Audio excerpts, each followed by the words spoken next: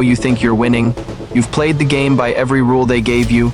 You pay your bills on time, you keep your balances low, and that 3-digit number on your screen, that 820, is your badge of honor. But here's the slap in the face you didn't see coming. In the eyes of the American banking machine, you aren't a success story. You're just the most well-behaved prisoner in the yard. That score isn't a measurement of your financial health or your worth as a human being. It's a profitability grade. It is a heat map used by corporations to see how much juice they can squeeze out of your life without you actually breaking. What if I told you that the moment you become truly financially free, your score actually starts to suffer? It sounds like a paradox, doesn't it? But once you understand the psychological architecture of the FICO system, you'll realize it was never designed to help you get ahead. It was designed to keep you in the race. In the United States, we've been conditioned to treat our credit score like a moral compass. We feel a rush of dopamine when it ticks up and a crushing sense of shame when it drops. But why? This is the good student syndrome weaponized against your wallet. We've spent our lives seeking external validation, from grades in school to performance reviews at work. Banks know this. They've gamified your debt, turning your financial survival into a high-stakes video game where the prize is more debt. Have you ever noticed the irony? You pay off a 5-year car loan, a massive accomplishment, and your score drops. It feels like a betrayal, doesn't it?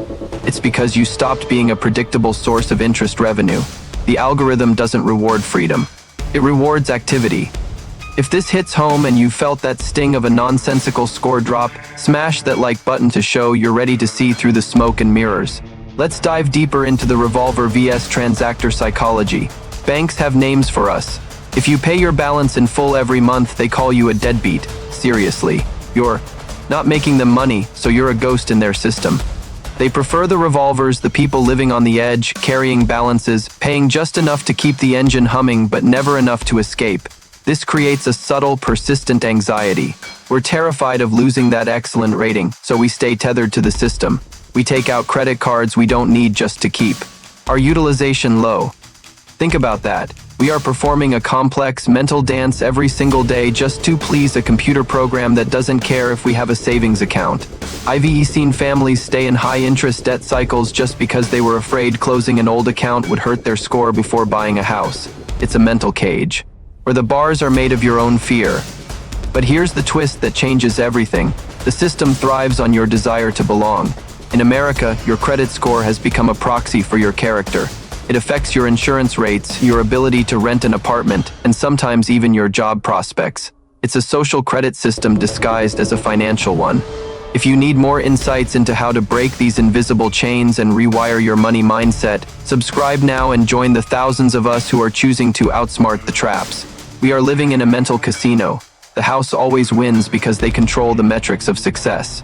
They've convinced us that a high FICO score equals wealth. It doesn't. Wealth is what you own. Credit is what you owe. There are millionaires with N credit scores because they don't borrow money, and there are people one paycheck away from the street with a 780. Which one do you think sleeps better at night? The ultimate secret the banks don't want you to realize is that you have the power to stop caring. When you focus on net worth, on actual cash, assets, and peace of mind, the score becomes a secondary tool, not a primary identity. It's about shifting from a debt seeker mindset to an owner mindset. It is about realizing that the anxiety you feel when checking your banking app is exactly what the system uses to keep you compliant. Are you ready to stop being a good student for a system that doesn't have your back? It starts with a choice to value your bank balance over your ego's score. Subscribe for more mind-bending truths on American money psychology, like this video if it sparked an aha moment, and comment your story below. What's the most ridiculous reason your score ever dropped? Let's build a community that outsmarts these traps together. Stay tuned for our next deep dive, where we'll explore why retail therapy is actually a calculated psychological attack on your retirement. You won't want to miss it.